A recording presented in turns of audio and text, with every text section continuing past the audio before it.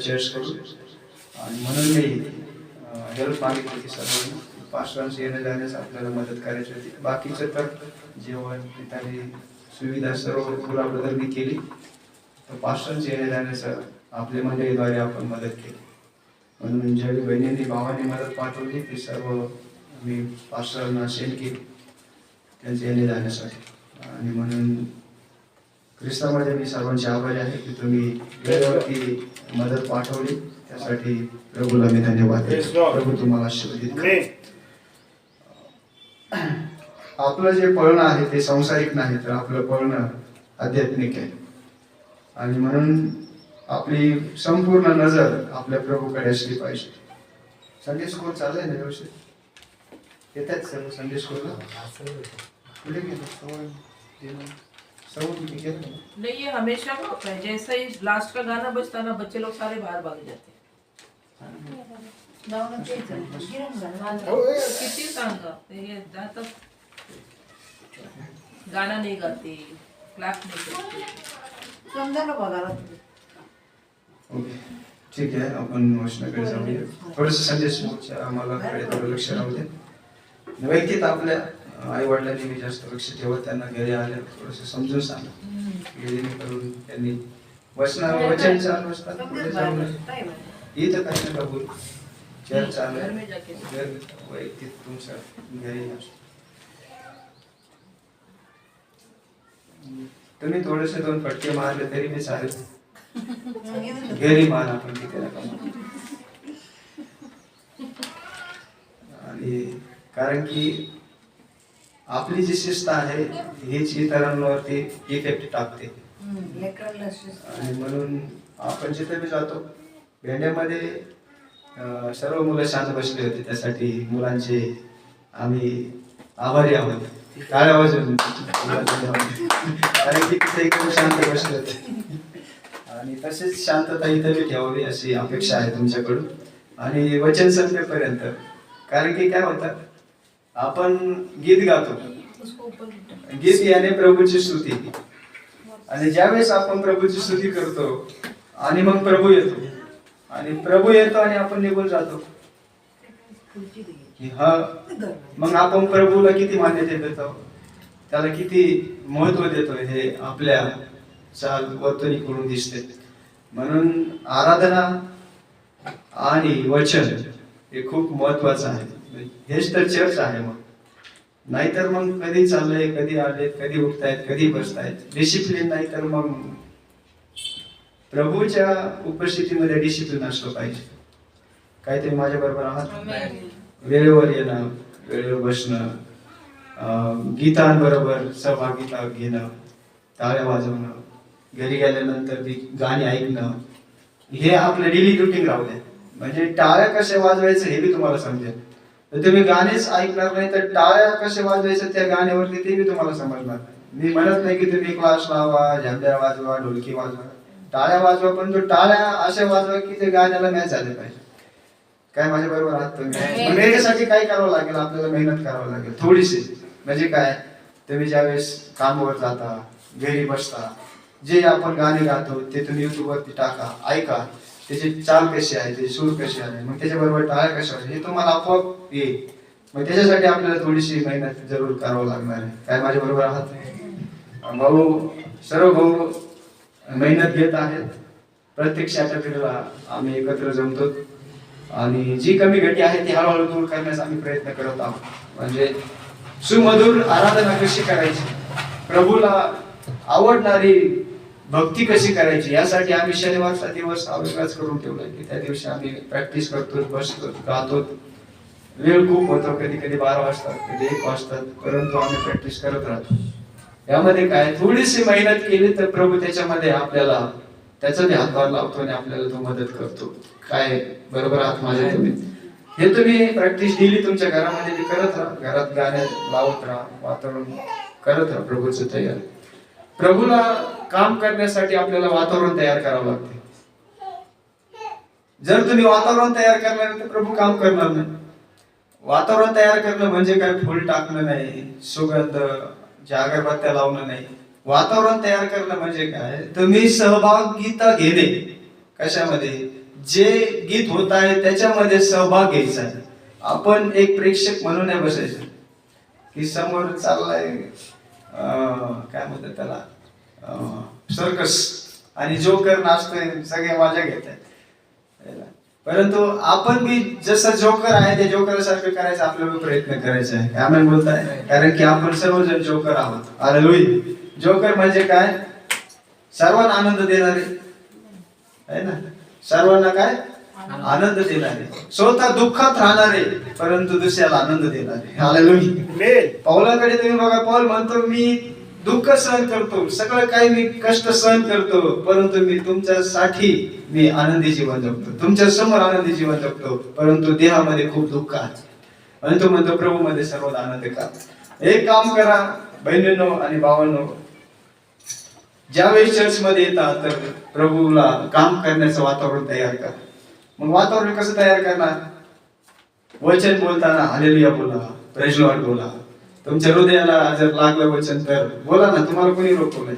तुम्हाला वाटलं आवडलं प्रभू माझ्याशी बोला ना, प्रभूची स्तुती करा. हालेलुया म्हणजे तो माझ्यासाठी नाहीये, हालेलुया म्हणजे प्रभूसाठी आहे. प्रभू माझ्याशी बोलला, हालेलुया. मी एक दरवेळेस साक्ष सांगत असतो ते सिस्टर हॅटीची, तुम्ही ऐकलेली आहे का? तुम्हाला ऐकलेली आहे साक्ष सिस्टर हॅटीची साक्ष? ज्यावेळेस प्रॉफिट तिच्या घरी बसतो आणि मग ते सर्व त्याच्याबरोबर घडलेल्या घटना तो तिच्या समोर शेअर करतो घरामध्ये. आणि मग शेअर करत असताना तो सांगत असतो देवाने असे काम केले, असं काम केलं, मेलेला मासा जिवंत केला, मेले लोक जिवंत केले. ते हॅटी सिस्टर त्या व्हीलचेअरवर बसलेली होती, ती हालेलुया प्रेज लॉर्ड म्हणायची, hallelujah praise Lord, hallelujah praise Lord. आणि प्रॉफिट म्हटला तुम्ही विश्वास करता का? तुम्ही तर बघितलं नाही पण तुम्ही विश्वास करता काय माझ्या संग असं घडलं असं? ती म्हणते हा मी विश्वास करते तुमच्याबरोबर असं घडलंय. तिथे हालेलुया. तिथंच देवाचा आत्मा उतरून येतो. तिच्या त्या बोलण्यामुळे देवाला काम करायला तिने प्लॅटफॉर्म तयार केला. म्हणजे एक प्लॅटफॉर्म तयार करा. हालेलुया प्रेज लॉर्ड म्हणजे काय? प्लॅटफॉर्म तयार करते की प्रभू तुमच्या जीवनात येऊन काम चालू करतो. वेळ आली ऍक्टिव्ह प्रॉफिट काय म्हटलं माहितीये का? आता तू माग, मी तुझ्यासाठी काय करू? काय प्लॅटफॉर्म तयार केला की नाही? मला काय म्हणायचं, आपल्या जीवनामध्ये आपल्याला प्लॅटफॉर्म तयार करायचे की प्रभूने आपल्या जीवनात काम करावं. आणि ती म्हटली मला काही नको आहे, पण तू माझे 2 मुलं आहेत ते प्रभूमध्ये यावे ही माझी खूप इच्छा आहे की त्यांचं तारण व्हावं. प्रॉफिट सांगतो त्याच्या साक्षीमध्ये की देवाच्या आत्म्याने त्या दोन्ही व्यक्तीला जे फुटबॉल ग्राउंड मध्ये फुटबॉल खेळत होते त्या ग्राउंड मध्ये देवाचा आत्मा उतरून गेला. त्या दोघा व्यक्तीला पकडलं आणि घरी घेऊन आले आणि त्या व्हीलचेअरच्या पशी गुडघे टेकून ते रडू लागले. काय सांगितलं? प्लॅटफॉर्म तयार करा, प्रभू अद्भुत काम करतो. म्हणजे चर्च काय आहे? आपण फक्त 4 भिंतीच्या आत आलो, परंतु इथं देवाला काम करण्यासाठी जागा तयार करा तुम्ही. आमेन बोलताय? पण त्यासाठी तुम्हाला उपवास करावा लागेल, त्यासाठी तुम्हाला स्वतःची इच्छा मारावं लागेल, त्यासाठी तुम्हाला आवडणारं जीवन हे त्यागावं लागेल. प्लॅटफॉर्म तयार करा. आमेन बोलताय तुम्ही? म्हणजे जसं तुम्ही तयार करताना बघा प्रभू असं अद्भुत काम करायला सुरुवात करेल. तुमचं जीवन आपोआप बदलायला चालू होईल. परंतु पहिले काय? आपल्या जीवनामध्ये जी अडकाठी आहे, जे प्रभू तिथं येत नाहीये, तर मग का? तर मग त्या ज्या गोष्टी त्या देवाला आवडत नाही, हळूहळू काढा. बघा प्रभू आपल्या जीवनामध्ये किती शांतीने आपल्याला भरपूर करेल. आम्ही प्रॅक्टिसला आलो रात्री आणि मी विचार करत होतो काय प्रचार करायचा. प्रभू मला बऱ्याच विशेष मिळाला. अर्धा तास बसलो आणि मग हे वचन माझ्या समोर आलं. मी 2 वाजेपर्यंत मेसेज तयार करत बसलो. मला तुम्हाला सांगतो नंतर मला झोपच आहे ना. प्रभूने असा आत्मा पकडला माझा, मला झोपच आहे ना. तो एक 1-1.5 तास 2 तास झोपलो असेल. वाटतंय का असं मी जागलोय म्हणून राहत? कारण की प्रभू ज्यावेळेस मी त्या विषयामध्ये जायला लागलो ना, प्रभू हळूहळू हात इकडे घेऊन जाऊ लागलो. मला काय म्हणायचं आहे की प्रभूसाठी सुरुवातीला थकाव खूप होता, परंतु इच्छा मनामध्ये होती की उद्या मला प्रचार करायचा आहे. मग त्यासाठी जी पाहिजे भोजन ते प्रभू तू मला दे. मी विचार करत बसलो तर हे वचन प्रभूने मला दिलं की येशूकडे बघा. आजचा संदेश आहे येशूकडे बघा. शिष्यांकडे प्रश्न आला आणि हे जे लोक होते ते येशूकडे आले आणि हे अशासाठी नव्हते आले की येशूकडून काही शिक्षण घ्यायचंय, चांगलं शिकायचं यासाठी नाही. येशूला पकडायसाठी ते आले होते. आणि कशात पकडायचंय हेच ते प्रत्येक याच्यामध्ये शोधत होते. येशूला कसं पकडायचं, येशूला कसं पाडायचं. आणि मग ते आले आणि म्हटले कैसरला कर देणं योग्य आहे का नाही.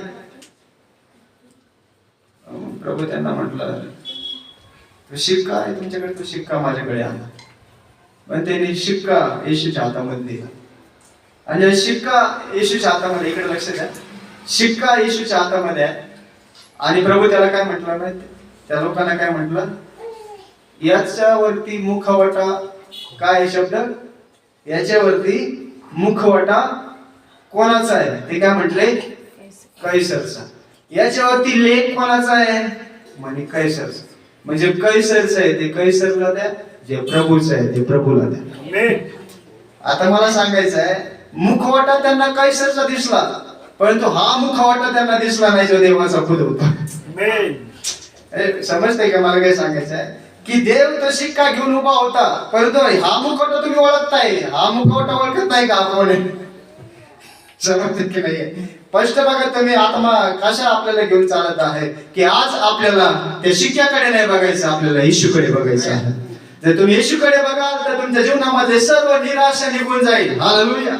तुमच्या जीवनामध्ये सर्व दुःख निघून जाईल ज्यावेळेस तुम्ही येशूकडे बघाल. यांनी बघितलंय येशूच्या हातामध्ये शिक्का आहे. तर त्या ठिकाणी एक सुंदर आहे बघा, तुम्ही वाचाल तर मॅथ्यू चॅप्टर 14 वर्ष 25 सॉरी नाही 15 वचन, दुसरं 22 वाद्य आणि 15 वचन. नंतर पुरुषांनी जाऊन बोलण्यात त्याला कसे पकडावे याविषयी मसलत केली.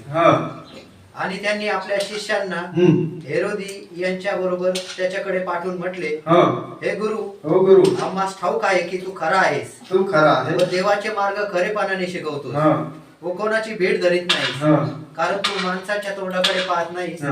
तर तुला काय वाटते, अशा एका सेवकाची आपल्याला गरज आहे की जो माणसाचा चेहरा बघून न्याय करणार नाही. हालेलुया. आणि असाच एक व्यक्ती या पृथ्वीवरती होता. एक दिवस लोकांनी त्याला ओळखले, म्हटले तू जो न्याय करतो तो खरा न्याय करतो. आणि ते म्हटले तू मनुष्याचं तोंड बघून न्याय करत नाही, तू न्याय खरा करतो. हालेलुया.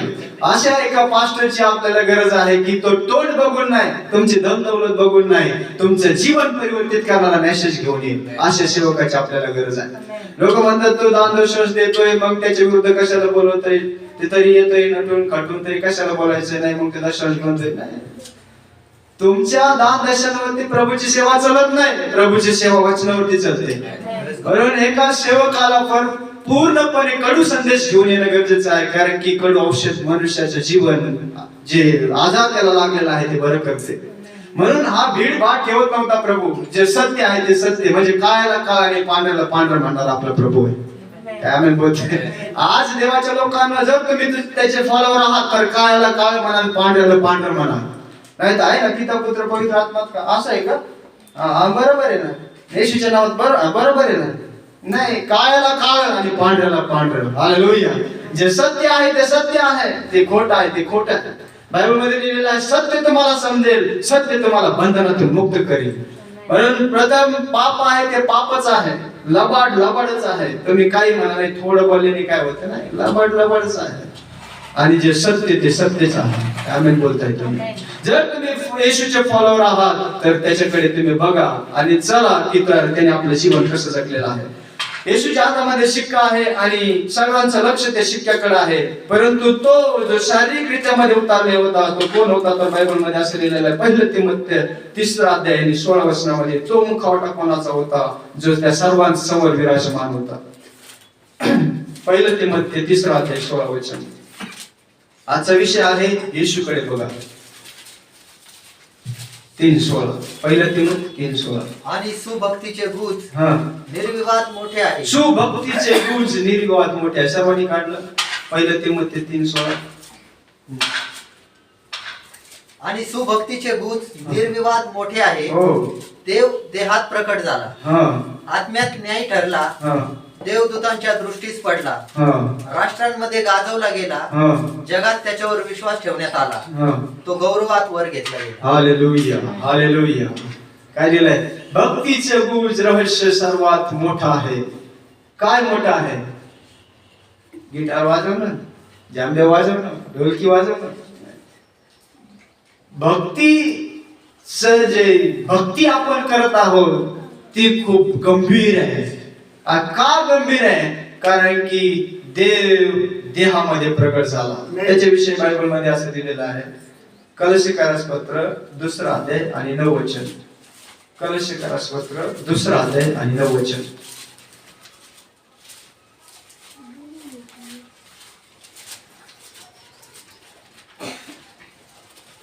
कारण ख्रिस्तातच देवपणाचे सर्व पूर्णपणे शरीर रूपाने राहते. ख्रिस्तातच देवपणाचे सर्व पूर्णपण देवपणाचे सर्व देवपण शरीर रूपाने राहते. शरीर रूपाने राहते. हालेलुया. म्हणजे तो जो मुखवटा होता तो खुद देव होता, परंतु लोकांनी त्याला ओळखलं नाही की हा मुखवटा जो आमच्या समोर आहे ते म्हणत होते हा येशूचा आहे. अरे हा तर मरियमचा आहे. हा तर विवाह न होता व्यभिचारामध्ये उत्पन्न झालेलं संतान आहे येशू. कारण की असं शास्त्रात दिलं गेलेलं आहे कुवारी गर्भवती होईल आणि पुत्र जनेल.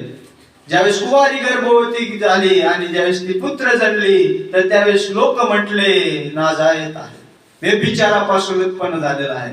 कारण की बायबल सायन्स या मग बाकीचे सायन्स लोक जे बी ते करत आहेत ते म्हणतात हे अशक्य आहे की कुवारी गर्भवती होईल, परंतु बायबल सांगते हे शक्य आहे कारण की हे देवाचं वचन आहे. काय यशायाच्या पुस्तकात वाचले कुवारी गर्भवती आणि पुत्र जनेल.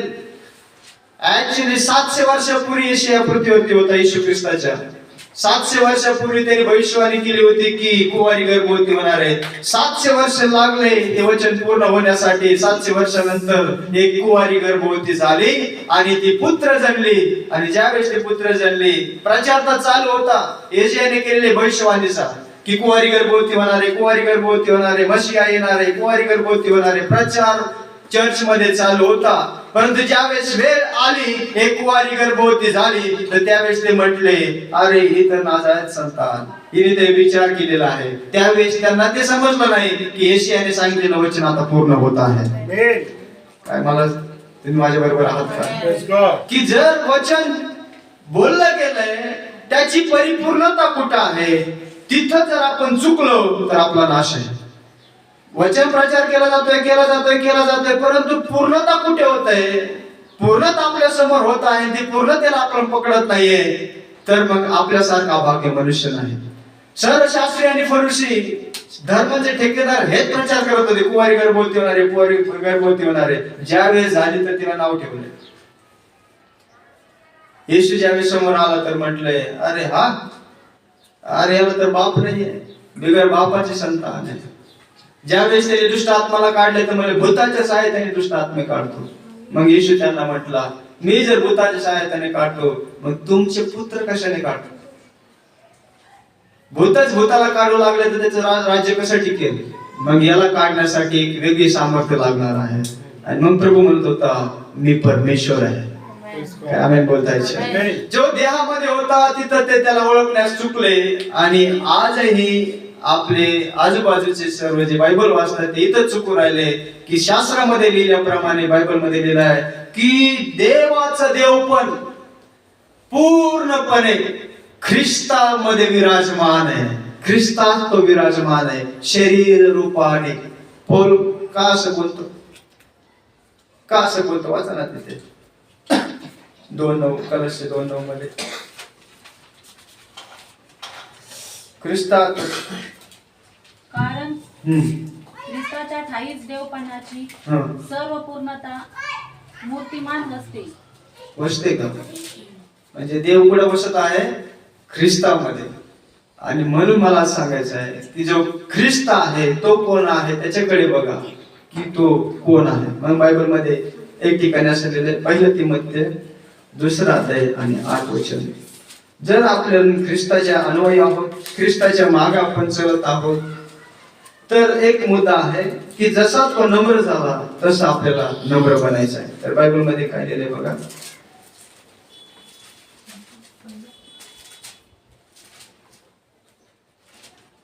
पहिलं तिमोथेय 2 अध्याय आणि 8 वचन. प्रत्येक ठिकाणी पुरुषांनी राग व विवाद सोडून पवित्र हात वर करून प्रार्थना करावी. प्रत्येक पुरुषाने काय सोडायचंय? राग व विवाद राग सोडायचा, विवाद सोडायचा आणि आपले हात उंच करून देवाची स्तुती करायची. म्हणजे इथं बसलो आपण तर कधी ह्या विचाराने बसतो, घरी काहीतरी गडबड झालेली असते आणि मग त्याच गडबडीत बघ आपण इथे येतो. घरी काहीतरी वादविवाद झालेले असतात, त्याच रागामध्ये आपण इथं बसतो. मग इथं आत्म्याचं काम होत नाही की जे पाहिजे तसं काम. म्हणून सर्व वादविवाद घरीच सोडून द्या. कधी कधी असे होते की कुठेतरी आपल्याला जायचं असतं, मग कुठेतरी जायचे तर मग चर्चला नका येऊ, तुम्ही सरळ तिकडे जा. इथं बसून तिकडे जायचंय, घड्याळाकडे बघायचं, त्यांना टाइम दिलाय तितके वाजता, मग नाही तिकडं त्यांना भेटायला जातो. परंतु जर तुम्ही चर्चला आला आहात तर प्रभूला काम करू द्या.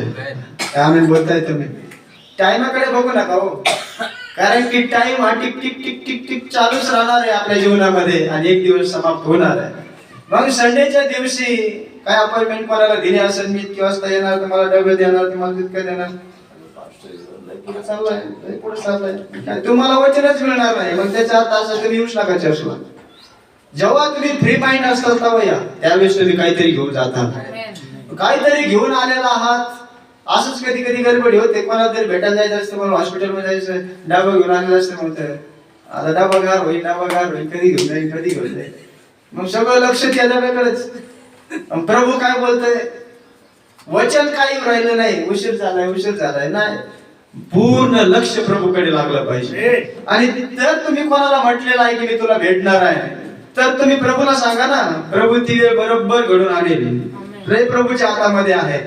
जर कोणी आजारी आहे, त्यांना भेटायचंय, कोणाला डबे द्यायचे, काय प्रॉब्लेम नाही, वेळ निघून द्या पुढे, प्रभू त्याला भोजन बरोबर देईल. ते तुमच्या भोजनावर अवलंबून नाहीये, प्रभू कुठून बी प्रयोजन करेल, परंतु तुम्हाला आध्यात्मिक भोजन भेटतंय त्या विचारात तुम्ही आशीर्वाद गमवताय. काय आम्ही बोलताय. मला सांगायचं काय की आपलं माइंड पूर्ण प्रभूच्या वचनाकडे लागलं पाहिजे, आपलं मन पूर्ण प्रभूच्या वचनाकडे. याला भेटायचे, त्याला भेटायचे सोडून द्या, आज मला प्रभूला भेटायचं. जोरात आम्ही बोलत, प्रभूला भेटायचा म्हणजे किती आनंद झाला पाहिजे. एकदा मी शाळेतून सुटलो 5 वाजता संक्रांतच्या दुसऱ्या दिवशी, आणि थोडस पुढं आलो, थोडं पटांगण होतं, पतंग कटून आली, कोणी नव्हतं पतंगी मागे. आणि जायला म्हणलं, जाय उतर पकड. तर तेवढ्यात 2-4 पोरं मी घरातून बाहेर आले, तिथं गाय होती.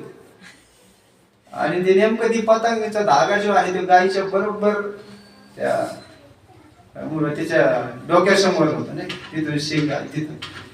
जॉयने काय बघितलं नाही, बोलतो पकडला, धरून आणला. आणि मी त्याच्याकडे बघतोय जागले, माझ्या गायला मी घाबरला नाही. आणि मी त्याला असंच म्हणलं असतं, जॉय ते गाय पशी ते तांब आहे तेवढे घेऊन ये.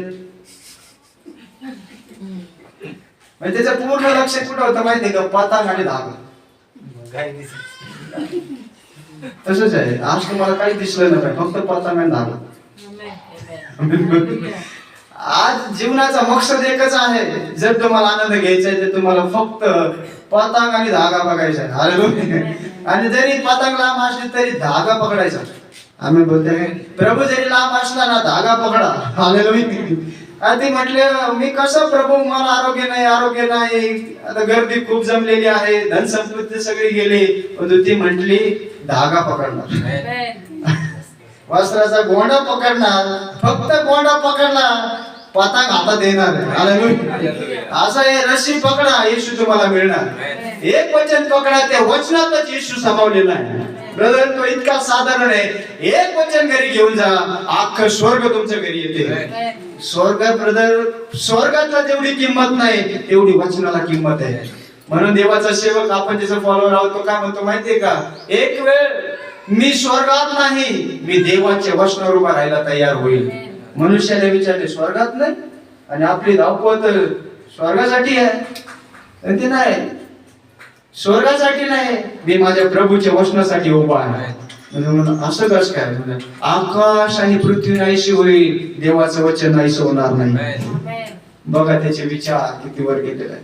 सांगायचंय काय, तुम्ही पतंग कोणी उडवले असं म्हणजे मला माहित नाही, परंतु पतंग उडवण्याचा आनंद कधी येतो, जे उडवणारे आहेत त्यांना पतंग उडवण्याचा आनंद कधी असतो. कधी उपर नाही, इथं पेच खेळायची, गोद खेळायची, पेच खेळायची. नगरला गोद म्हणते, तिकडं पेच म्हणते. पेच कापल्यावर मजा येते. अबे ते कापणार कधी? पतंग वर गेल्यावर ना. मग वर कधी जाणार? हवा असलो बघा तरी, हवा नसलं काय सगळं माझ्या हे पतंगीचा ढीग लागलाय, पण हवाच आहे ना, उडीतोय. तसं चर्च मध्ये आत्म्याची हवा नाही ना, कवर उडीत बसावं तुम्ही. मी किती काही मेहनत करू द्या, जोपर्यंत आदर वाटिकेमध्ये सुसाच्याचा वारा सुटत नाही ना, तोपर्यंत आत्मा कामच करत नाही. त्यामुळे माझे शब्द कमी पडते रो. ज्यावेळेस प्रभू येईल ना, पाहिजे ते शब्द तुम्हाला देईल. परंतु काय पाहिजे? सुसाट्याचा वारा सुटला पाहिजे. हालेलुया. वारा कुठं? आदर वाटिकेमध्ये सुसाट्याचा वारा सुटायचा आणि प्रभू आत्माबरोबर बोलायचा. आज आम्ही पुतळे आहोत, परंतु आज सुसाट्याचा वारा सुटलेला आहे. आज पकडा की प्रभू आज तुमच्या बरोबर काय बोलत आहे. पूर्ण विचार सोडून द्या, आपलं मन पूर्ण येशूकडे केंद्रित करा की आज प्रभू आपल्या बरोबर काय बोलत आहे. काय माझ्या बरोबर आहात तुम्ही? जसा प्रभू या पृथ्वीवरती आला, त्या प्रभूकडे बघण्यासाठी लोक येत होते. खूप लांबून लोक यायचे प्रभूला बघण्यासाठी. परंतु हा कोण आहे? कारण की तो शरीरात होता, शरीरामध्ये होता, म्हणून त्याला ते ओळखू शकले नाही की हा कोण आहे.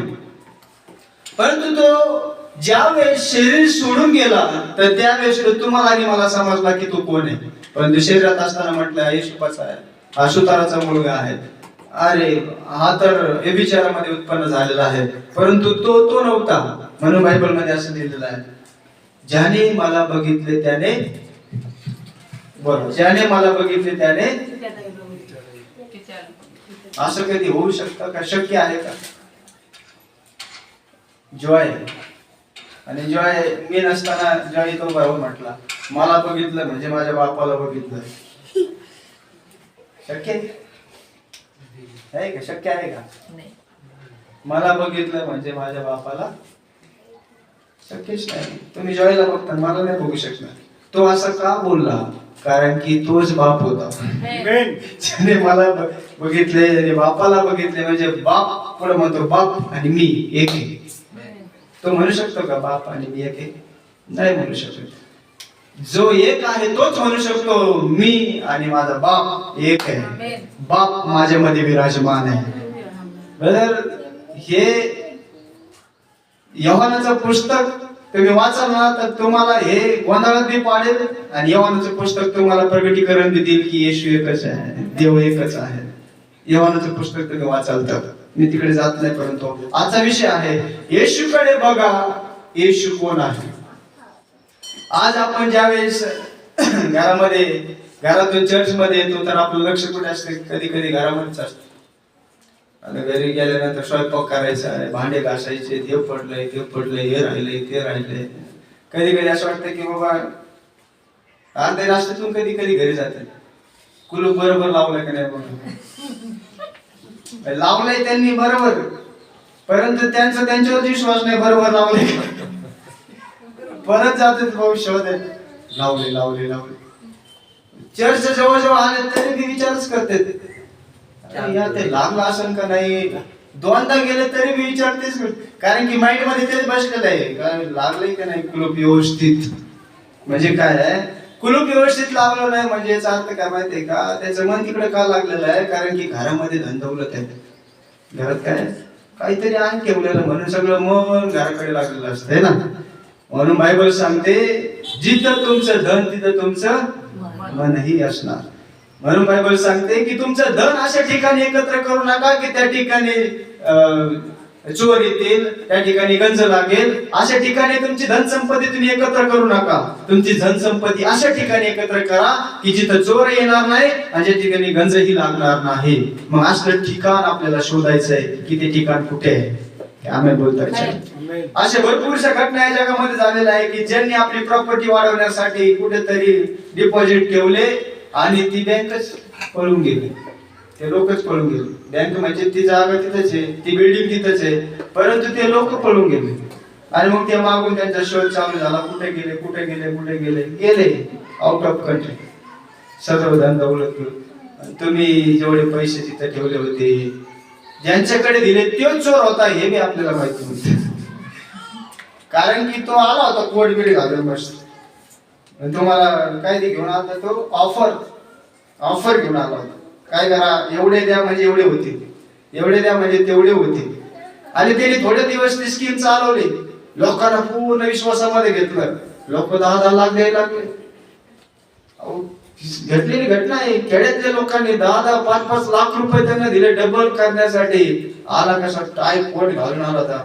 ओळखलं का ते चोर आहे म्हणून? आज मी पुलपीठवर असेच उभे, ओळखणार नाही परंतु ते चोर आहेत. सर्वात मोठे चोर जे आहेत ते पुलपीठवर उभे राहणारे आहेत. लक्षात घ्या. तुम्ही कधी बी थोडस ध्यान द्या, बारकाईने लक्ष द्या की आज देवाची सेवा ही पोट पाण्यासाठी चालू आहे, ना की सेवा म्हणून. सेवा ही याच्यासाठी असते, प्रभूची सेवा करायची. आजचा माझा विषय आहे प्रभूकडे बघा. प्रभू जितका नम्र झाला तितकं तुम्हाला नम्र बनायचं आहे.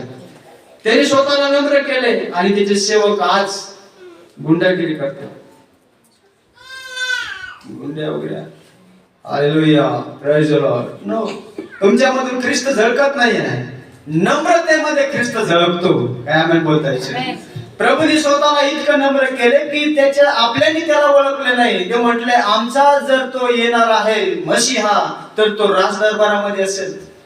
आणि ते राजदरबारात शोधायला बी गेले होते, परंतु मुकले. त्यांना राजदरबारात येशू दिसला नाही. येशू कुठे होता?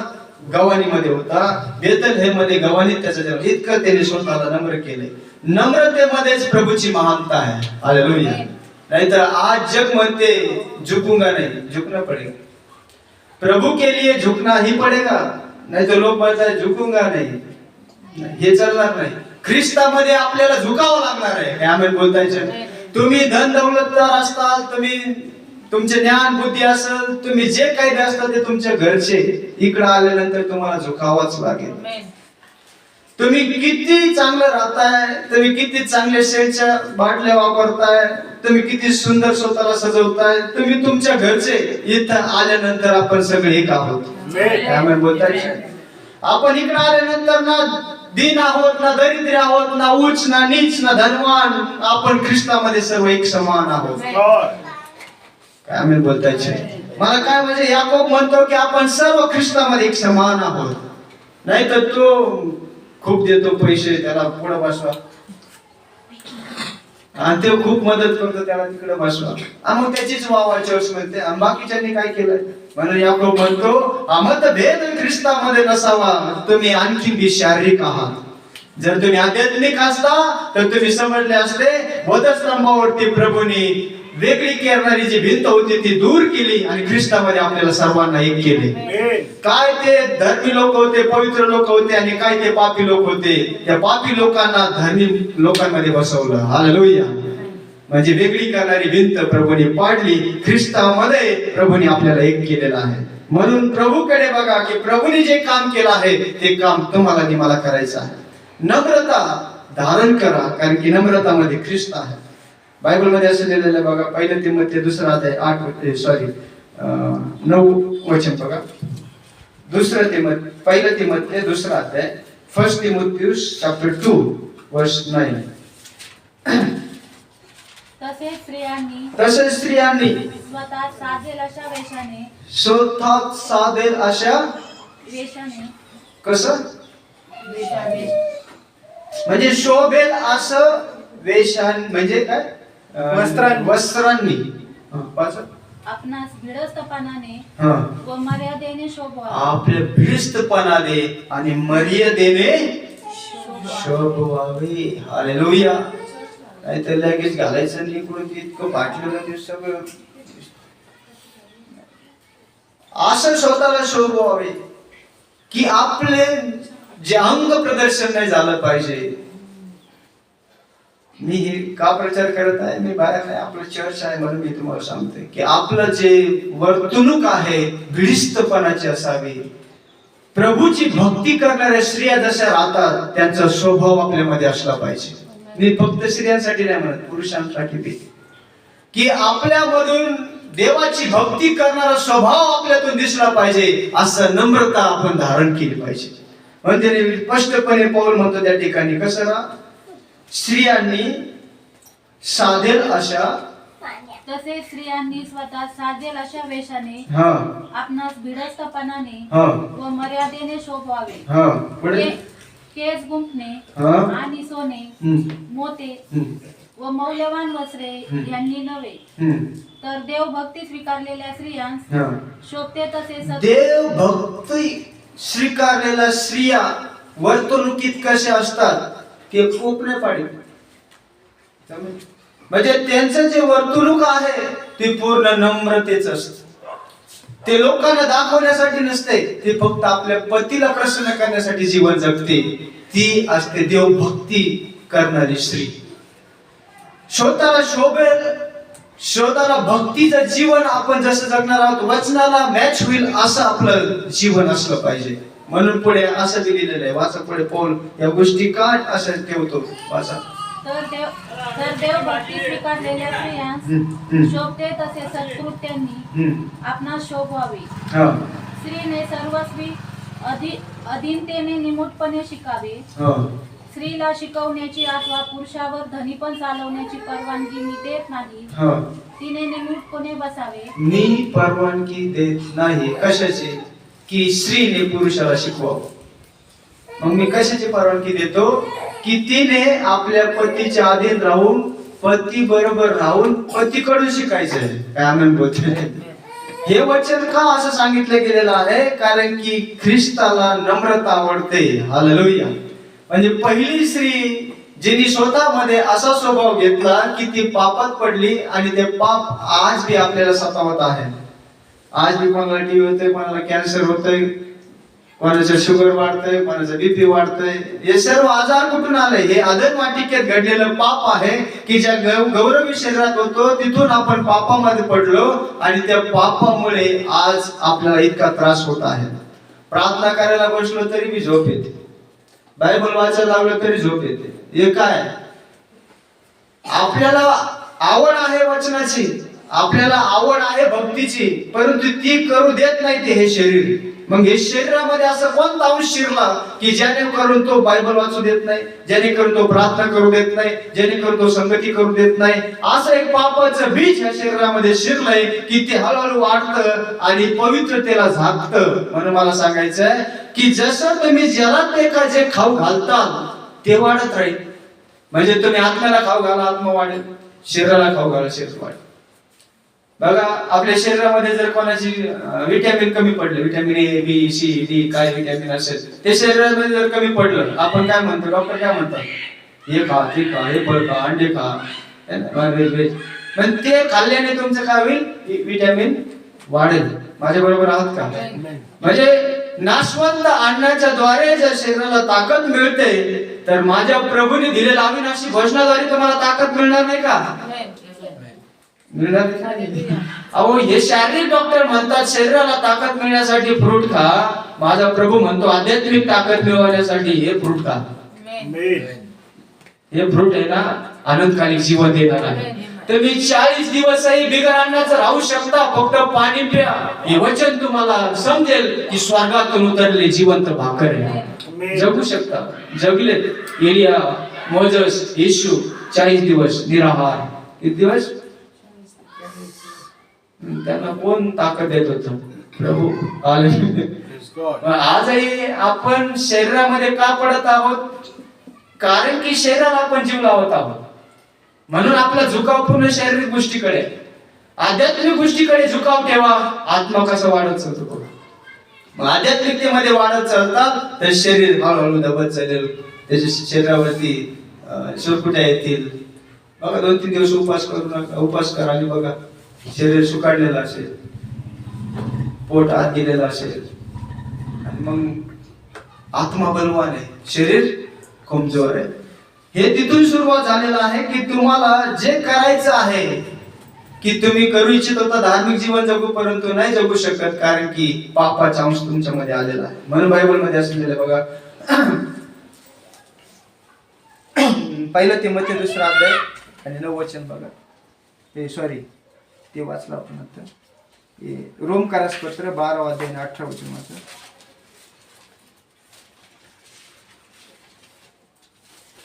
रोम 12:18. 18. हा 12 अध्याय 18 वचन. साधे तर तुम्हाकडून हा होईल तितके सर्व माणसांशी शांतीने राहा. हा होईल तितके सर्व माणसांशी कसे राहा? शांतीने राहा. काही गडबड गोंधळ करू नका. तुम्ही गडबड गोंधळ करता तर मोठे काहीतरी होऊन जाईल. तर मग सर्वांशी शांतीने राहा. शांती असं का? ठीक आहे शांती. ते बेदर असे आहेत का? ठीक. ते शिष्य असे आहेत का? ठीक आहे शांती. प्रत्युत्तर नका देत बसू. असं केलं का त्यांनी? अच्छा, असं बोलले काय? अच्छा असं नाही. तुमच्यापर्यंत आलं स्टॉप. शांतीने काय आम्ही बोलता येत नाही. म्हणजे हे शब्द जे असे आहेत ते आग लावणारे असतात. पण बायबलमध्ये तुम्ही शांतीने राहा. घरामध्ये कधी होते ना गडबड? होते, कधी कधी होत असते.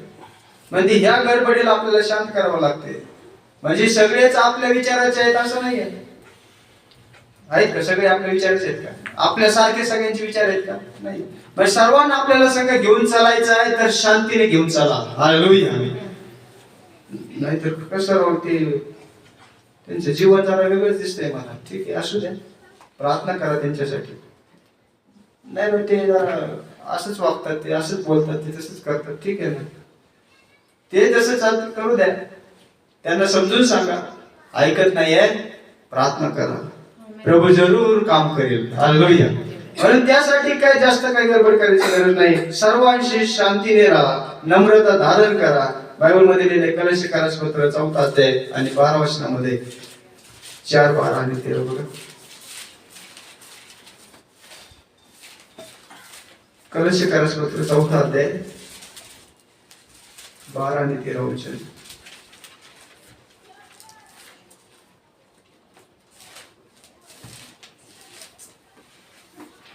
ख्रिस्त येशूचा दास हा इफ्रास जो तुमच्यातलाच आहे तो तुम्हाला सलाम सांगतो. कोणतं वाचलं तुम्ही? 4:12. कलश 4:12 पढ़ा 13 13. हाँ 12-13 पढ़ो. इफ्रास जो तुम में से है और मसीह यीशु का दास है, तुम उससे नमस्कार कहता है और सदा तुम्हारे लिए प्रार्थनाओं में प्रयत्न करता है, ताकि तुम सिद्ध होकर पूर्ण विश्वास के साथ परमेश्वर की इच्छा पर स्थिर रहो. मैं उसका गवाह हूँ कि वह तुम्हारे लिए और लौदीकिया और हियरा पुलिस वालों के लिए बड़ा यत्न करता.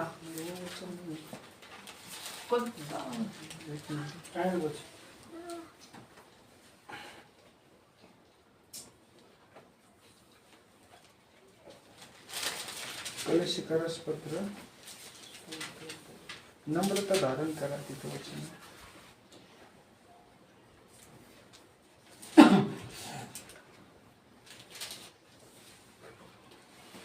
3:12 आहे. 3:12. तर देवाचे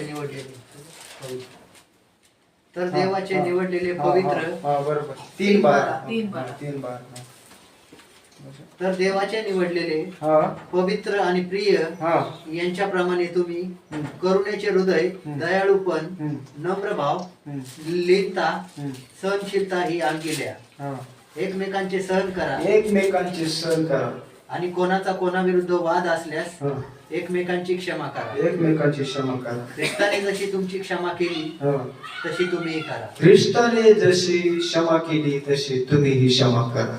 आम्ही बोलतो प्रभू मी माझा विषय आहे. येशूकडे बघा की त्यांनी काय केलं आणि आपल्याला काय करायचं आहे. त्यांनी क्षमा केला, आपण बी क्षमा करा. त्यांनी प्रेम केलं, आपण बी प्रेम करा. त्यांनी नम्रतेने शिष्यांचे पाय धुतले, आपणही धुवा. आज जगामध्ये खूप गुरु आहेत, परंतु गुरु सेवा करून घेतात. माझे पाय चोपरे, माझे हात चोपरे.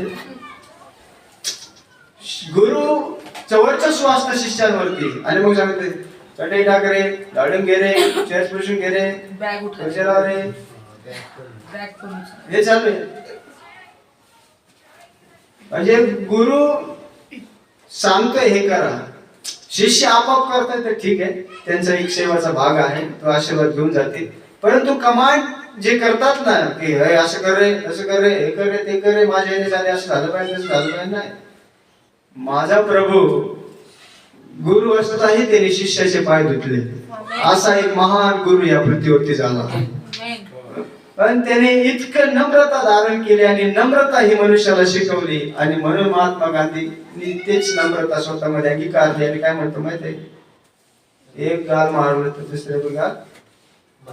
हे काय गाल महात्मा गांधीचं स्वतःच नाहीये, त्यांनी ते बायबल मधून घेतलंय. कारण की बायबल मध्ये प्रभू म्हणतो एक गालावर मारलं तर दुसरा गाल पुढे करा. म्हणजे महात्मा गांधींनी बायबल वाचलंय. आणि म्हणून त्यांनी काय केलं, ज्या वेळेस त्याला इंग्रजांना हाकलून लावायचं तर त्यांनी काय केलं, तलवार नाही घेतली, लाठी मार नाही केला, त्यांनी ख्रिस्ताचा स्वभाव अंगीकारला. त्यांनी काय केलं, उपवास. काय केलं त्याने, उपवास करून सैतानाला. मी शारीरिकरित्या आणि आध्यात्मिकरित्या सांगते तुम्हाला, सैन्य जर उपवासाला बसतात, उपोषणाला बसतात, हे काय करतात ना, आमचं पूर्ण करा, आमच्या मागण्या पूर्ण करा, आम्ही जेवणार नाही. तसं बायबल मध्ये बी असंच आहे, प्रभू माझी मागणी पूर्ण कर, मी जेवणार नाही. आम्ही बोलताय का, उपवास यासाठीच आहे, आध्यात्मिकतेमध्ये वाढ. आणि म्हणून बायबल मध्ये असं पुढे लिहिलेलं आहे की तुमची जी मागणी आहे, फिलिप पत्र 4 अध्याय 6 वचन, फिलिप 4:6, कशाची चिंता करू नका, कशाची चिंता करू नका, तर सर्व गोष्टींविषयी उपकार स्तुती सहित प्रार्थना व विनंती करून आपली मागणी देवाला कळवा. आपली मागणी कोणाला कळवा, देवाला कळवा. आता 19 वचन वाचा, मग काय होईल, माझा देव आपल्या संपत्तीनुरूप तुमची सर्व गरज ख्रिस्त येशूच्या ठाई गौरवाच्या द्वारे पुरवी. सर्व गरज तो पूर्ण करणार आहे. पण तो प्रथम काय करा, कळवा त्याला, प्रार्थना करा, आणि माझा प्रभू ख्रिस्तामध्ये तुमचे सर्व गरज पूर्ण करेल. हालेलुया. म्हणून आपलं जे बघणं आहे ते प्रभूकडे असं द्या, कारण की प्रभू आपल्याला उत्तर देणारा परमेश्वर आहे. पत्र 4 अध्याय आणि 5 आणि 6 वचनात लिहिलं आहे बघा, की ज्या वेळेस आपण बोलतो तर आपलं बोलणं, आपलं वागणं कसं असलं पाहिजे. पत्र 4 अध्याय 5 आणि 6 वचन, बाहेरच्या लोकांबरोबर सुज्ञतेने वागा. कसं वागा, शुद्धतेने वागा. संधी साधून घ्या, संधी साधून घ्या. तुमचे बोलणे सर्वदा प्रथम संधी साधा. काय संधी साधायची, तुमचा बर्थडे आहे, नातेवाईकांना बोलवा, आप्तजनांना बोलवा, जवळच्यांना बोलवा, थोडेसे गीत होऊ द्या, वचन होऊ द्या, वचन त्यांच्या कानावरती पडू द्या, लावा एखादी मीटिंग. काय नाही होणार, थोडे पैसे खर्च होतील, एक जर आत्मा वाचला ना, ते खर्च झालेला पैशाचा मोबदला तुम्हाला मिळेल. एक मीटिंग म्हणजे काय करा, संधी साधा. कशी बी साधा, कशी बी संधी साधा. पौलासारखा व्यक्ती नाही, फॅन आहे आम्ही पौलाची. पौल ज्यावेळेस जायचं अथेन्समध्ये गेला आणि म्हटलं, आता आपल्यासारखं गेला असं तर म्हटलं असं, सगळे मूर्तीपूजा घे, सगळे मूर्तीपूजा करते. प्रचार काय झाला, अरे काय मूर्तीपूजा करतात, हे का देव आहेत का. पौल काय म्हटलं, मी बघितलं की तुम्ही खूप भक्तिमान आहात, तुम्ही देवाचे शोध करणारे आहात. ऍक्च्युली त्याला माहिती आहे दगड देव नाही, परंतु तो काय म्हणतो, मला समजले, मी बघितले फिरून की तुम्ही खूप देवाची भक्ती करणारे आहात, तुम्ही देवाच्या शोधात आहात.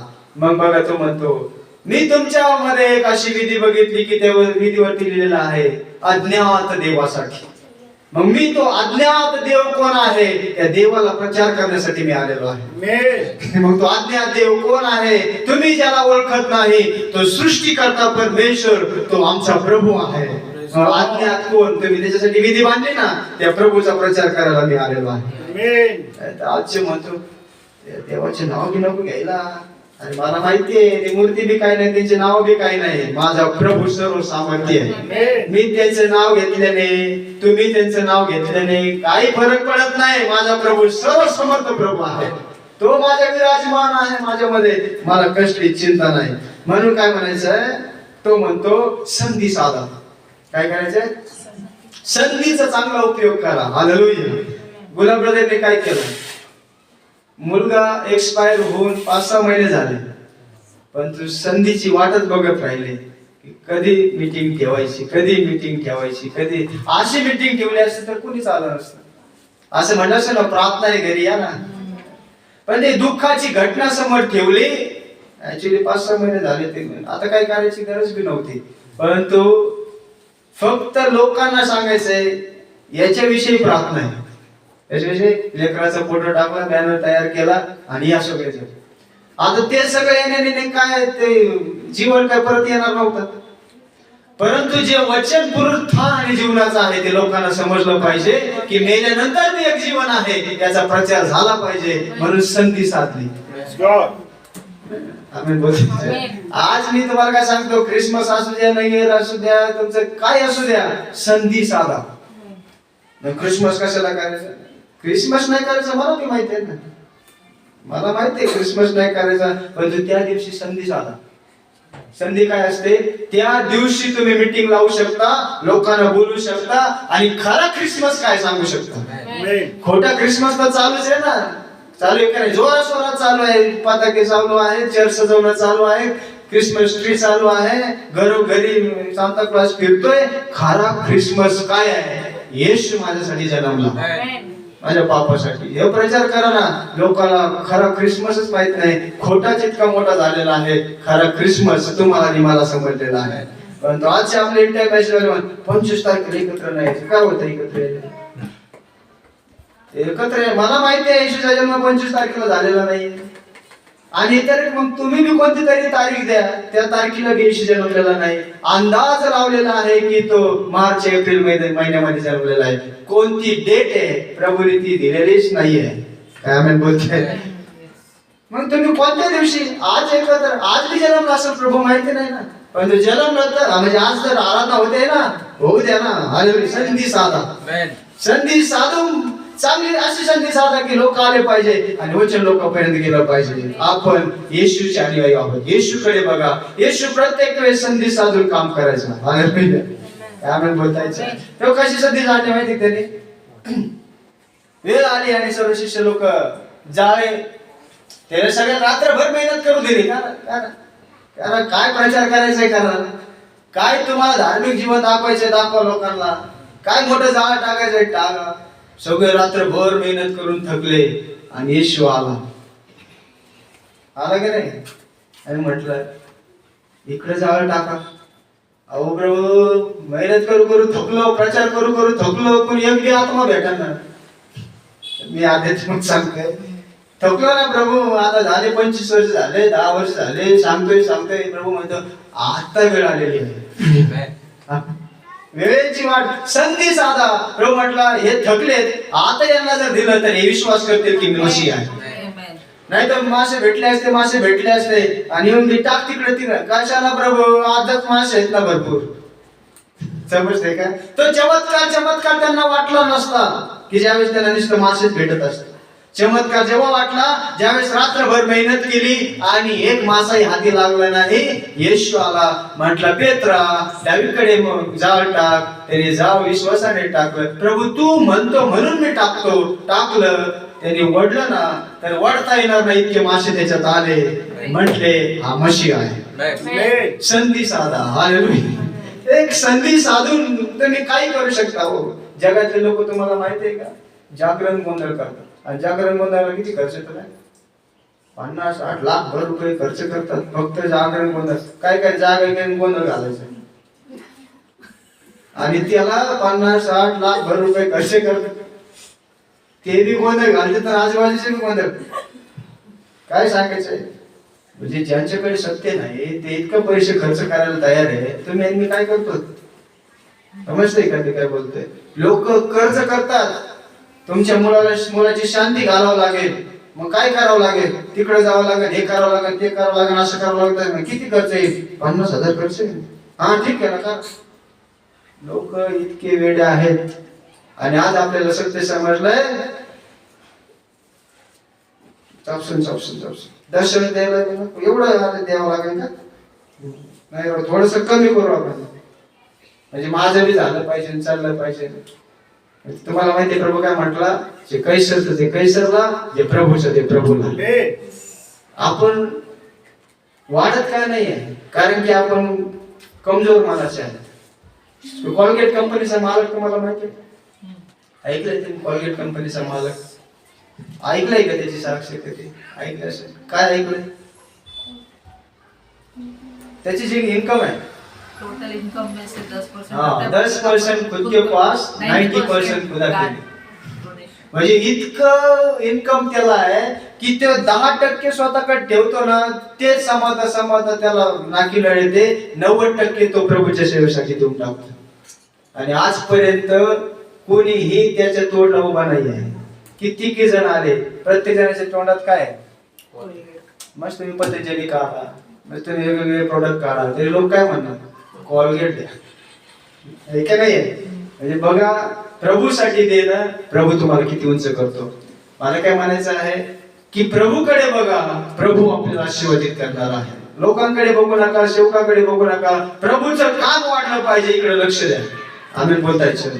म्हणून तुम्ही काय करा, संधी साधा. आता पुढे काय लिहिलं बघा, तुम्ही संधी साधा. वाचलं का? कलशिकारास पत्र 4 अध्याय 5 आणि 6. बाहेरच्या लोकांबरोबर शुद्धतेने वागा, संधी साधून घ्या. तुमचे बोलणे सर्वदा कृपायुक्त, हा मिठाने रुचकर केल्यासारखे असावे. हा म्हणजे प्रत्येकाला कसे कसे उत्तर द्यायचे हे तुम्ही समजावे. प्रत्येकाला कसं कसं उत्तर द्यायचं हे तुम्ही समजावं. Hallelujah, hallelujah. बाहेरच्या लोकांबरोबर कसं बोलायचं, त्यांच्याबरोबर कसा संवाद साधायचा, त्यांच्याबरोबर आपलं मन कसं करायचं, त्यांना कसा संदेश देता येईल, त्यांना कसं वचन सांगता येईल, यासाठी आपली बागडोळ असली पाहिजे. काय आम्ही बोलत आहे. म्हणून मिठासारखं रुचकर असं लिहिलंय शब्द तिथं. कारण मिठासारखा रुचकर तुमचा शब्द असावा. हालेलुया. जो की तो माझ्या प्रभूचा आहे आणि त्याच्या शब्दावरती सगळे फॅन आहेत. काय आम्ही माझ्या प्रभूचे जे शब्द आहेत ना, ते मिठापेक्षा बी रुचकर आहेत. आणि आज आपण सगळे त्याचे दिवाने आहोत. आहेत का नाही? रात्र आणि दिवस होतं, प्रभू कधी वचन मिळेल, प्रभू तू कधी माझ्या संग बोलेल, प्रभू मी कधी बायबल वाचू, कधी त्याच्यामध्ये प्रगटीकरण. आपण दिवाने आहोत त्या शब्दाचे. हालेलुया. ते रुचकर शब्द आपल्या मुखातून निघले पाहिजे. पौल म्हणतो, असे शब्द निघू द्या अन्य जाती लोकांसमोर, तुमचे शब्द रुचकर असू द्या. हालेलुया. आणि म्हणून पुढे असं ठिकाणी बघा, मत्ती वर्तमान त्याचा 26 अध्याय आणि 1. प्रभूने स्वतःला इतकं नम्र केले. 26 अध्याय आणि 1 वचन वाचा. प्रभूला पकडायला आले एक वेळेस, युदा इस्रायेल घेऊन आला. आणि बघा त्या ठिकाणी काय घटना घडते. मत्ती 26:51. मग पहा, येशू बरोबर जे होते त्यांच्यातील एकाने हात लांब करून आपली तरवार उपसली व प्रमुख याजकाच्या दासावर प्रहार करून. आता हा एक जो आहे ना, तो पेत्र आहे. पेत्रने काय केलं? अरे माझ्या गुरुला पकडायला आले, तलवार काढली आणि मारली. वाचा पुढे. तलवार उपसली व प्रमुख याजकाच्या दासावर प्रहार करून त्याचा कान छाटून टाकला. तेव्हा येशू त्याला म्हणाला, तुझी तलवार परत जागच्या जागी घाल, कारण तलवार धरणारे सर्व जण तलवारीने नाश पावतील. तुला असे वाटते की काय? मला माझ्या पित्याजवळ मागता येत नाही. आणि आताच्या आता जो मला देवदूताच्या 12 सैन्यापैकी अधिक पाठवून देणार नाही. पण असे झाले तर याप्रमाणे घडले पाहिजे. हे म्हणणारे शास्त्रलेख कसे पूर्ण व्हावे. त्याच वेळेस येशू लोक समुदायास म्हणाला, एखाद्या लुटारूला धरावे तसे मला धरावयास तुम्ही तलवारीने व सोटे घेऊन बाहेर आला आहात काय? मी दररोज मंदिरात बसून शिक्षण देत असे, तेव्हा तुम्ही मला धरले नाही. पण संदेश त्याचे लेख पूर्ण व्हावे म्हणून हे सर्व झाले आहे. तेव्हा सर्व शिष्य त्याला सोडून पळून गेले. मग येशूला अटक करणाऱ्यांनी त्याला प्रमुख याजक शास्त्रलेख पूर्ण व्हावा म्हणून हे असे झाले, नाही तर येशूला कुणीच पकडू शकत नव्हता. काय आम्ही बोलतो?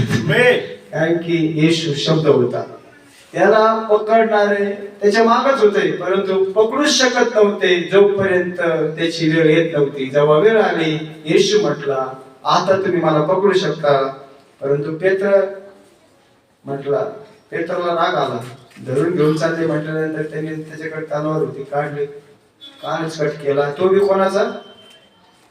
याजकाच्या शिष्य, दासाचा, प्रमुख याजक, महायाजकाच्या शिष्याचा कानच त्याने तोडलं. बघा पेत्र कसा डेंजर होता. आज बी पेत्र खूप असे चर्च मध्ये बसले, खूप राग येतो त्यांना. प्रभू म्हणला, राग येऊ नका देऊ, स्वतःला शांत करा, कारण की तुला माहित नाही का, मी जर विनंती केली तर 12 पलटण येतील, हे पृथ्वीचे अलटापालट करून टाकतील. प्रभूने स्वतःला इतकं नम्र केले. आमेन बोलतोय. एका चोराच्या हातामध्ये, पापी लोकांच्या हातामध्ये स्वतःला देऊन टाकले. का? कारण की जर त्याला मारले नसते तर ही संगती मैफिल जमली नसती. आमेन बोलतोय. तुमच्या गाण्याला सूर आला नसता, तुमच्या जीवनाला ताल आला नसता, जर तो वधस्तंभावरती गेला नसता. त्याने रक्त सांडले म्हणून आपल्याला जीवनाला आज सुगंध आलेला आहे. आमेन बोलताय. म्हणून लक्ष ठेवा, येशूकडे बघा. त्यांनी जे केले ते काम तुम्हाला आणि मला करायचं. मग प्रभू मला नम्र बना, स्वतःला नम्र करा. आणि त्यांनी स्वतःला इतकं नम्र केलं तर बायबल मध्ये असं लिहिलेलं आहे, ज्या वेळेस त्याला पकडण्यात आले, पकडून त्याला घेऊन चालले होते, तर त्यावेळेस लोकांनी त्याचे वस्त्र काढले, त्याला लग्न केलं असं बायबल मध्ये लिहिलं. वस्त्र काढलं आणि त्याला झगा घातला. मत्ती सुवर्तमान 26 अध्याय 27 अध्याय आणि 27 वचन बघा. नंतर सुभेदाराच्या शिपायांनी येशूला वाड्यात नेले आणि सगळी तुकडी त्याच्या विरुद्ध जमवली. त्यांनी त्याची वस्त्रे काढून त्याच्या अंगात किरमीची झगा घातला, काट्यांचा मुकुट गुंफून त्याच्या मस्तकावर ठेविला. पहिलं त्याचा वस्त्र काढला, त्याला झगा घातला, त्याला काट्याचा मुकुट गुंफला, त्याच्यानंतर डोक्यामध्ये टाकला, त्याच्या उजव्या हातात वेद दिला आणि त्याच्या पुढे गुडघे टेकून हे यहुद्यांचा राजा त्याची थट्टा बी केली. त्याच्या गुडघे टेकून म्हणा, तू यहुदाचा राजा आहे, स्वतःला राजा म्हणतो, त्याची थट्टा करू लागले. पुढे वाचा. असे म्हणून त्यांनी त्याची थट्टा मांडली. ते त्याच्यावर थुंकले व तोच वेद घेऊन ते त्याच्या मस्तकावर मारू लागले. मग त्याची थट्टा केल्यावर त्यांनी त्याच्या अंगातून तो झगा काढून त्याची वस्त्रे त्याच्यावर थुकले आणि पुढे जो झगा त्याला घातला होता, परत तो झगा बी काढून घेतला आणि परत जे कपडे त्याचे होते त्याला घातले. बघा किती अपमानजनक गोष्ट येशू बरोबर घडली. पूर्ण लोकसमुदायावर नग्न केलं, त्याला झगा त्याला घातला, परत झगा काढला, लग्न त्याला केले, परत त्याचे कपडे सर्व लोकसमुदायासमोर सगळं. तरीही येशू सृष्टीकर्ता प्रभू स्वतःला इतकं नम्र करून राहिला, त्याने काही केलं नाही. त्याच्याविषयी भविष्यवाणीमध्ये लिहिलं होतं यशायाच्या पुस्तकात, जसं मेंढरू कातरणाऱ्याच्या हातामध्ये जसं नम्रतेने जातं, तसंच येशूने बी स्वतःला त्यांच्या हातामध्ये देऊन टाकलं. त्यांनी काही केलं नाही, इतका तो स्वतःला त्यांनी नम्र केलं. आता बायबल मध्ये असं लिहिलंय बघा, पुढे बघा, खूप सुंदर आहे. येशूकडे बघा, हा माझा मेसेज आहे. आता तुम्हाला येशूकडे बघायचं आहे. आता काय होतंय बघा, 27 अध्याय आणि त्याचं 45 वचन वाचा. ज्यावेळेस त्याला वधस्तंभावरती खेळले, मग दुपारी 6व्या तासापासून 9व्या तासापर्यंत देशभर अंधार पडला. 6व्या तासापासून 9व्या तासापर्यंत म्हणजे 3 तास काय झाला? अंधार. कुठं? सर्व यरूशलेम मध्ये अंधार. कधी झाला तो अंधार? कोणत्या प्रहरी झाला? वाचा ते. तिसऱ्या प्रहरी. मग दुपारीच अंधार पडला. जे लोक त्याची थट्टा करत होते ते विचार करत असतील की अरे हे काय घडलं, आता सर्व अंधकार पडलेला आहे, ज्यांनी त्याला मारलं त्याच्यावरती धिक्कारले, हे लोकांना विचार करायला भाग पडले की ही कोणती वेळ आली आपल्यावरती. पुढे वाचा काढलेला आहे. आणि सुमारे 9व्या तासाला येशू मोठ्याने आरोळी मारून बोलला, एली एली लमा सबखदनी, म्हणजे माझ्या देवा तू माझा त्याग का केला. तेथे जे उभे होते त्यांच्यातील कित्येकांनी हे ऐकून म्हटले, हो, तो एलियाला हाक मारितो. एलियाला हाक मारतो. हो. मग त्याच्यातून एकाने लागलेच धावत जाऊन स्पंज घेतला आणि तो आंबेने भरून बोरूच्या टोकावर. 45 वचन आहे. ठीक, 45 वचन. मग दुपारी 6व्या तासाला एक मिनिट तिथं 51 बघा, 51. तेव्हा पहा, पवित्र स्थानातील पडदा वर पासून खालपर्यंत फाटून दुभागला. भूमी कापली, खडक फुटले, थडगी उघडली आणि निजलेल्या पवित्र जनातील पुष्कळ जणांची शरीरे उठवली गेली.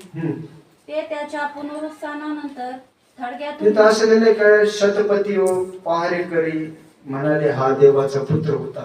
54. शताधिपती व त्याच्या बरोबर येशूवर पहारा करणारे हा भूमिकंप व घडलेल्या गोष्टी पाहून अत्यंत भयभीत झाले व खरोखर हा देवाचा पुत्र होता असे म्हणाले. कोण म्हणाले? ते म्हणाले हा देवाचा पुत्र. कोण म्हणाले? शताधिपती आणि पहारेकरी म्हणाले. ऍक्च्युली तो देवाचा पुत्र नव्हता, तो खुद देव होता. ते म्हणाले म्हणून बायबल मध्ये असं लिहिलेलं आहे. बायबल ऍक्च्युली सर्व सत्य प्रगट करते. ते म्हणाले तसंच लिहिलंय बायबल मध्ये. काय म्हणाले? हा देवाचा पुत्र होता. ऍक्च्युली ते म्हणाले, परंतु तो पुत्र नव्हता, तो खुद देव होता. म्हणून त्याने आपला प्राण सोडून दिला असं बायबल मध्ये लिहिलंय. प्राण सोडण्याचा आणि घेण्याचा अधिकार देवाकडे असतो. बघा, स्टेफनस ज्यावेळेस मेला गेला तेव्हा काय म्हटलं? प्रभू, माझ्या आत्म्याला ग्रहण कर, माझ्या आत्म्याला ग्रहण कर, स्वीकार कर. येशू कसं बोलला का? मी माझा आत्मा तुझ्या हातात सोपतो. आम्ही बोलतोय, समजते का तुम्हाला? दोघांच्या मरणामध्ये काय दिसतंय की हा खुद देव आहे, तो सोपू शकतो आणि आपण म्हणू शकतो प्रभू ग्रहण कर. समजते का? मग याचे तुम्हाला समजायचं आहे की प्रभूने आपला आत्मा म्हटलं तुझ्या हातात मी सोपतो, तुझ्या मी देतो. म्हणजे द्यायचा अधिकार देवाकडे आहे, घ्यायचा अधिकार मी प्रभूकडे आहे. आणि म्हणून आपला प्रभू त्याच्याकडे तुम्ही बघा की तो पुत्र नाहीये, तो खुद पिता आहे. आणि म्हणून बायबल मध्ये असं ठिकाणी एका ठिकाणी असं दिलेलं आहे बघा, ज्या वेळेस येशू चालला होता आणि 14 अध्याय मत्ती सुवर्तमान 14 अध्याय आणि 25 वचन समजायला खूप सोपं आहे. मत्ती सुवर्तमान 14 अध्याय आणि 25 वचन. येशू ज्यावेळेस समुद्रावरती चालत येत आहे तेव्हा रात्रीच्या 4थ्या प्रहरी तो समुद्रावरून चालत त्यांच्या. रात्रीचे प्रहर आहे. कधीची? इकडे लक्ष द्या. कधीचे प्रहर आहे? रात्रीचे प्रहर आहे. आणि रात्रीच्या वेळेस येशू कसा आला? समुद्रावरती चालत आला. आता बघा काय झालं, वाचा पुढे. शिष्य त्याला समुद्रावरून चालताना पाहून घाबरून गेले. शिष्य त्याला समुद्रावर चालताना बघून काय झाले? घाबरून गेले. व म्हणाले भूत आहे. काय? व म्हणाले भूत आहे. भूत आहे, भूत आहे, भूत आहे. ऍक्च्युली कोण होता? येशू होता. मग आज हे काय आहे जगामध्ये? काय चाललेलं आहे? येशूला समोर ठेवलं का? म्हणते नाही नाही नाही, पिठावरती बसलेला आहे. म्हणजे भूतासारखी भीती बसलेली आहे. येशूच्या नावात बप्तिस्मा घेतला म्हणजे आमचा नाश होईल. ऍक्च्युली म्हणून प्रभू त्या ठिकाणी म्हणतो बघा पुढे वाचा. आणि ते भिवून ओरडले. परंतु येशू त्यांना लागलाच म्हणाला, धीर धरा, मी आहे, भिवू नका. मी आहे. काय शब्द आहे? मी आहे. आणि मी आहे हाच शब्द प्रभू पुन्हा पुन्हा म्हणतो. मी तो जो आहे तोच मी आहे असा तुम्ही विश्वास ठेवणार नाही, तुम्ही आपल्या पापात माराल. निर्गमाच्या पुस्तकात मला म्हणतो मी जो आहे तो मी आहे. काय म्हणतो? प्रत्येक ठिकाणी मी शब्द येतो म्हटल्यानंतर तुम्हाला हे समजायचं आहे की मी अल्फा, मी ओमेगा, मी आधी, मी अंत, मी अल्फा आहे, मी ओमेगा आहे, पुनरुत्थान, मी जीवन आहे. हे सर्व प्रभूला जाणारे काम आहे. आणि आता हे म्हणतात प्रभू आम्ही घाबरलो कारण की भूत आहे म्हणून म्हणतो नाही, मी आहे. कोण मी आहे? बघा एक ठिकाणी असं केलेलं बघा, त्या ठिकाणी तुम्हाला समजेल मी कोण आहे. लोकवर्तमान 8 अध्याय 22 वचनापासून पुढे. लूक वर्तमान 8वां अध्याय आणि 22 वचनापासून पुढे. नंतर त्या दिवसात एकदा असे झाले की हा. तो आपल्या शिष्यांसह मचवात गेला हो. आणि आपण सरोवरच्या पलीकडे जाऊ असे त्यांस म्हणाला. हा. तेव्हा त्यांनी मचवा सोडला. हा. नंतर ते हकरून जात असताना तो झोपी गेला. हा. मग सरोवरात मोठे वादळ सुटून मचव्यात पाणी भरू लागले हा. व ते धोक्यात होते. तेव्हा ते त्याच्या जवळ येऊन त्याला जागे करून म्हणाले, गुरुजी गुरुजी बुडालो. तेव्हा त्याने उठून वाऱ्यास व पाण्याच्या कल्लोळास धमकाविले आणि ती बंद होऊन निवांत झाले. तेव्हा त्याने त्यास म्हटले, तुमचा विश्वास कोठे आहे? ते भयभीत होऊन विस्मित झाले व एकमेकांस म्हणाले, हा आहे तारू मध्ये येशू आहे. वादळ सुटलेलं आहे, वारं सुटलेलं आहे आणि हे घाबरून गेले. आणि येशू उठल्यानंतर काय म्हटलं पाहिजे, तुमचा विश्वास कुठे आहे? आता ही विश्वासाची काय गोष्ट आहे या ठिकाणी? विश्वास हा करायचा होता की तारू मध्ये मी आहे. हा तुम्ही विश्वास करायला पाहिजे होता की तारूत मी आहे. ऍक्च्युली झोपलाय पण मी आहे ना, घाबरू नका. म्हणून येशू उठला, सर्व वादळाला धमकावले आणि काय दाखवले?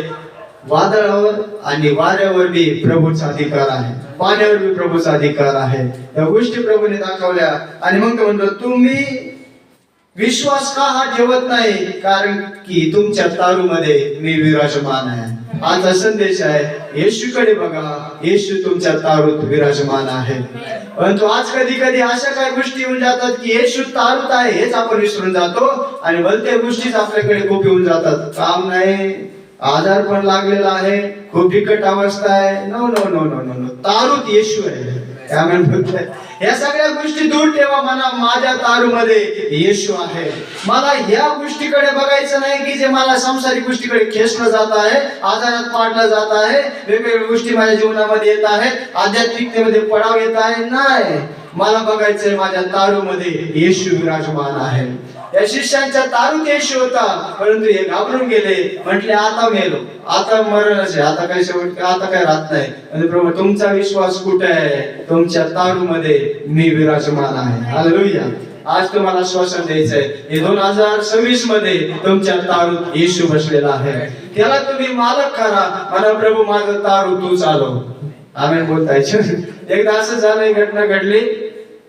या नदीमधून तारूमधून पलीकडे जायचं होतं आणि एका मनुष्याकडे खूप मोठं गाठुड होतं. आणि त्याने काय केलं माहितीये का? ते तारूमध्ये बसला पण तो गाठुड डोक्यावरच ठेवला. म्हणून तो चालवणारा म्हटलं, अरे तू ते गाठोड डोक्यावरच ठेवलं. म्हटलं, नाही ना, ते तारूला वजन होईल जास्त. आज असे खूप जण आहेत, चाललेला आहे परंतु गाठून डोक्यावरतीच आहे. उतरून ठेवा त्याला बाजूला. प्रभू आपले नाव चालवणार आहे. आमेन बोलते का? आपले गाडीची स्टीअरिंग फिरवणारा बी प्रभू आहे. तुम्ही विश्वास नाही करू शकणार. आपला गेअर टाकणारा बी परमेश्वर आहे. आपल्या तारूत म्हणजे आपल्या गाडीमध्ये येशू विराजमान आहे. हालेलुया. तो आपली नाव पूर्ण पार नेणारा प्रभू आहे. म्हणून या 2026 मध्ये एकच विश्वास ठेवा, लक्ष फक्त माझ्या प्रभूकडे असलं पाहिजे. मी प्रवास करत असताना, कामावर असताना, घरी असताना लक्ष फक्त प्रभूकडे. प्रभू तू माझ्या बरोबर आहे. म्हणून दाऊद म्हणतो, आजोबा उतारलं तरी तिथे बी, वरती चढलं तरी बी तिथं बी तूच विराजमान आहे. हालेलुया. जिथं मी जाईल तिथं तू आहे. माझं उठणं बसणं निजणं सर्व तू दुरूनच बघतो. हालेलुया.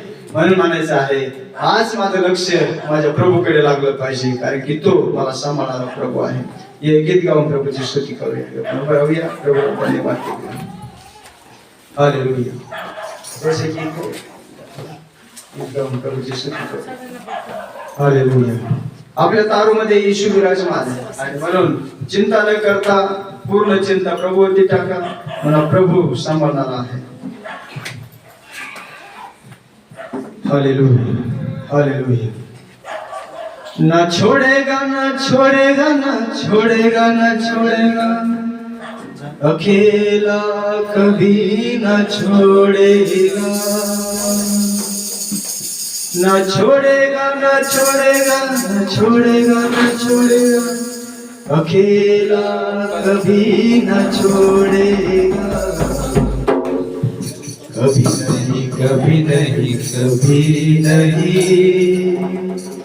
कभी नहीं छोडेगा. हे बघा, एक असे तुम्हाला कधीच तो सोडणार नाही.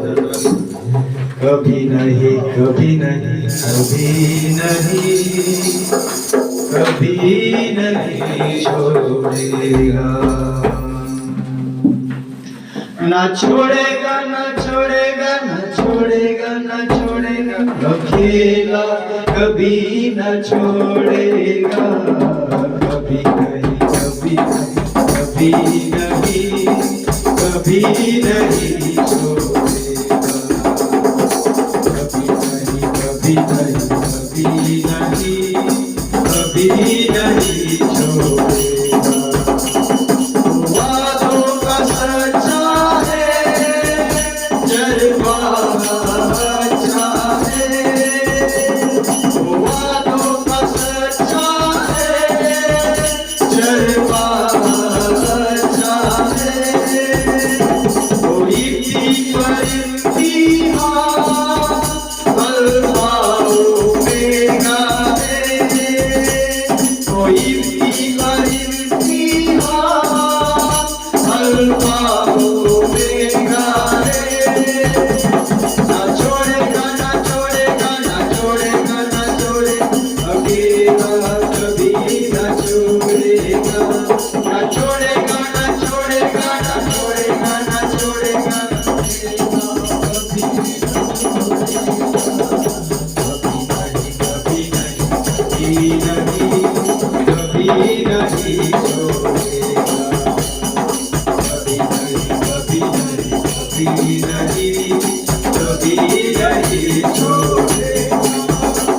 तूफानों में साथ है, मैदानों में साथ है.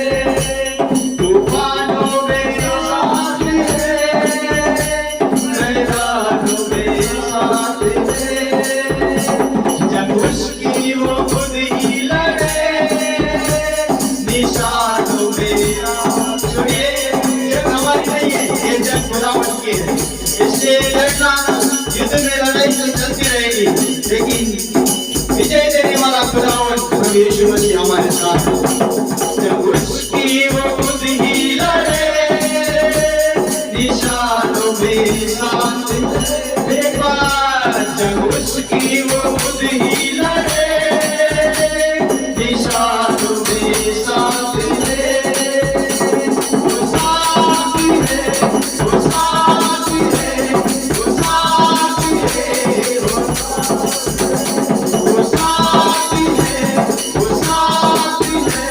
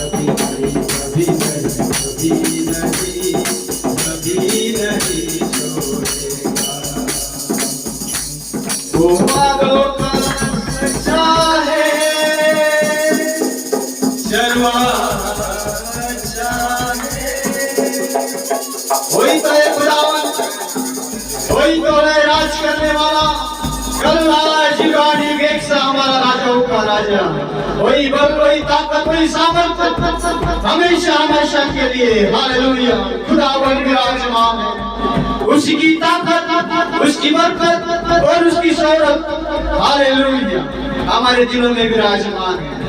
ये हमारी ताकत नहीं है, ये तो खुदावन की ताकत है। Hallelujah, thank you Jesus. Hallelujah, hallelujah, hallelujah. तो उत्तम भेट वाला है, तो आपल्या बरोबर सदा विराजमान आहे। काय तुम्ही विश्वास करता?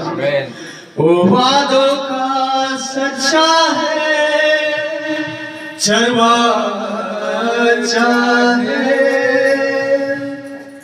आपल्या तारूमध्ये जर येशू आहे, घाबरू नका, फक्त त्याच्याकडे बघा, तो कसं काम करणार आहे आणि तो कसं काम करतो बघा। संकट येऊ देतो, वार वादळ येऊ देतो आणि मग त्याची महिमा तो प्रकट करतो। आजाद येऊ देतो, पाप भी तो येऊ देतो आणि मग त्याची महिमा तो प्रकट करतो, कारण की त्याच्यामध्येच त्याची महिमा आहे। हालेलुया। आणि आज तुम्ही येशूकडे बघत राहा की तो तुमच्या जीवनामध्ये कसं काम करत आहे। आपलं लक्ष येशूकडे केंद्रित करा। हे 2026 मध्ये लक्ष फक्त येशू, त्याच्या मागे चलत राहा, चलत राहा, तुमचे नाव कधीच डुबणार नाही। वाटत की आता पाणी आलंय नाव्यामध्ये, डुबून जाईल, आता मृत्यू येईल, आता हे आजार मला घेईल, नाही चर्च, येशू तुमच्या नाव्यामध्ये विराजमान आहे। घाबरून जाऊ नका, एकमेकाला तसल्ली द्या, तुमचे नातेवाईक आजारी असतील तर तसल्ली द्या, येशू तुझ्या बरोबर आहे, हिम्मत द्या त्याला, कारण प्रभू आरोग्य देणारा परमेश्वर, तुमचे ते दोन शब्द त्याच्या जीवनात काम करतील। आणि म्हणून आज 2026 मध्ये आता हे वर्ष घटत जाईल, परंतु हेच लक्षात ठेवा, येशू माझ्या दारूमध्ये विराजमान आहे। प्रभू तुम्हाला आशीर्वादित करो। Hallelujah, hallelujah.